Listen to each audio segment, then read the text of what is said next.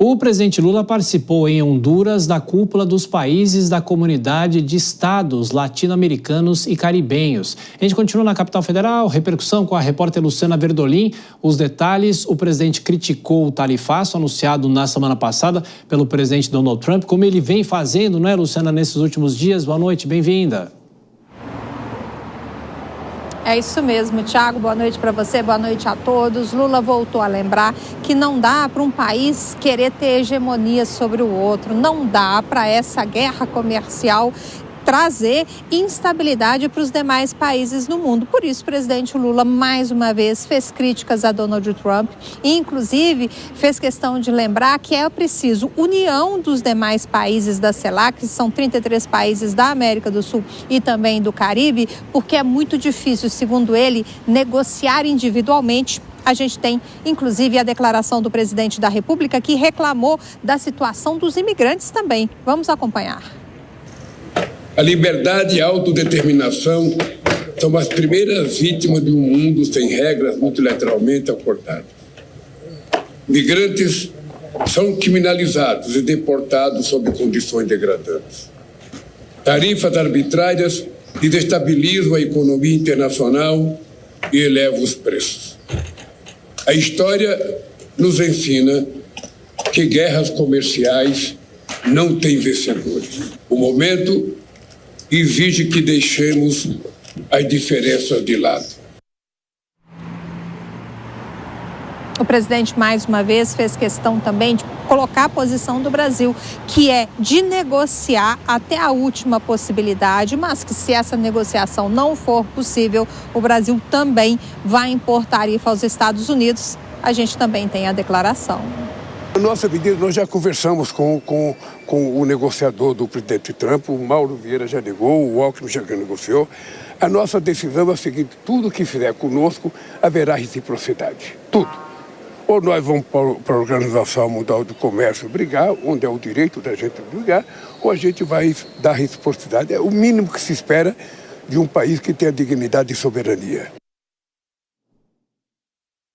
Com relação à briga dos Estados Unidos com a China, Lula disse que os dois precisavam, antes dessa tarifa, o presidente norte-americano devia ter sentado para negociar, não só com os chineses, mas também com outros países, que essa nova guerra comercial não ajuda e pode se estender para conflitos, inclusive, mais graves no mundo. Aqui em Brasília, o ministro do Desenvolvimento Agrário, Paulo Teixeira, disse que os alimentos vão cair apesar da pressão internacional e que, se isso não acontecer, é culpa do tarifaço do presidente dos Estados Unidos. Já o ministro da Agricultura esteve hoje com o ministro da Fazenda, Fernando Haddad, e disse que os preços já estão caindo no varejo e no atacado, e que isso serve para óleo de soja, arroz, feijão e carne. E após a Páscoa, a expectativa é de queda também no preço dos ovos. Pois é, a expectativa, ainda falando sobre o preço dos alimentos, claro que a situação não está fácil. Luciana Verdolim volta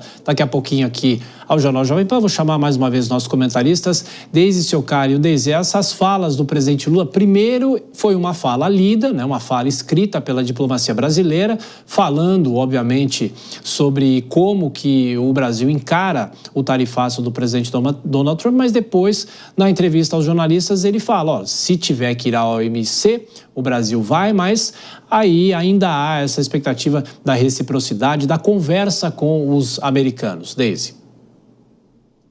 Thiago, essa crítica do Lula às tarifas do Trump, ela vai um pouco além da economia, né? Obviamente teve uma parte aí, como você falou, que ele leu, que foi um gesto bem diplomático, né? Mas também teve um ato simbólico de resistência política e uma tentativa, eu acredito, de reviver o papel do Brasil como um articulador regional e um defensor da ordem multilateral, né? Então essa crítica às tarifas, ela não foi só uma defesa da economia brasileira, mas ela foi um aceno, eu entendi como um aceno à insatisfação compartilhada dos países como o México, a Argentina e a Colômbia, que também estão vendo as suas exportações ameaçadas, né? Então, o presidente Lula, ele aposta mais uma vez na construção de um bloco de resistência ao unilateralismo americano, que é uma tradição dessa diplomacia sul-sul desde os anos 2000, né? E aí, em segundo lugar, quando ele adota essa retórica de instabilidade causada por decisões unilaterais, ele amplia a crítica além do campo econômico e atinge diretamente essa legitimidade política do modelo do Trump.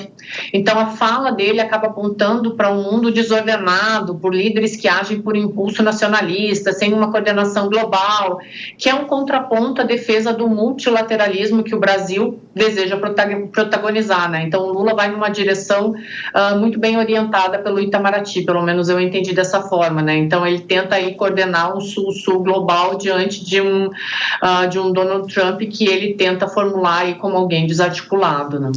Ô Vilela, claro que eu quero saber diplomaticamente como está o Brasil nessa discussão e com essas falas do presidente Lula, mas eu não posso deixar de te perguntar o seguinte: se os preços não caírem no Brasil, a culpa é do tarifaço, é isso?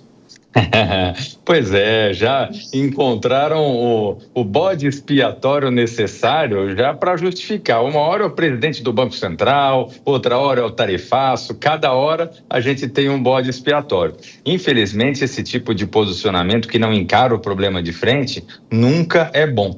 Agora, com relação à fala do presidente Lula, as manifestações do presidente Lula, eu vejo 2 pontos. Primeiro, quando o presidente fala, lendo o discurso, ele vai muito bem. Quando ele acaba falando de improviso, de algumas vezes ele acaba dando uma escorregada e eventualmente se posicionando de uma forma, assumindo o embate que talvez não deveria acontecer. O aspecto que eu vejo negativo é essa questão do visto, da exigência de visto para os americanos entrarem no país. A gente não pode se equiparar aos Estados Unidos e nós temos clareza de que o turista americano, ele é muito importante para o Brasil, para a cadeia do turismo brasileiro. Eu vejo que o Brasil deveria, pelo contrário, promover medidas para que os turistas americanos venham para o Brasil, venham aproveitar o turismo, venham a gastar recursos no Brasil e não ficar criando limitações bobas que vai fazer com que os estrangeiros acabem procurando outros territórios que não o brasileiro para o seu turismo. E só para complementar, Deise, essa história da inflação, o bode expiatório, o tarifaço, será que o governo pode usar realmente isso? Não deveria, mas eu acredito que até pelo tom, se dependesse do Haddad, eu acho que teria um pé no freio, do Alckmin também, mas o presidente Lula eu acho que vai usar sim, Thiago.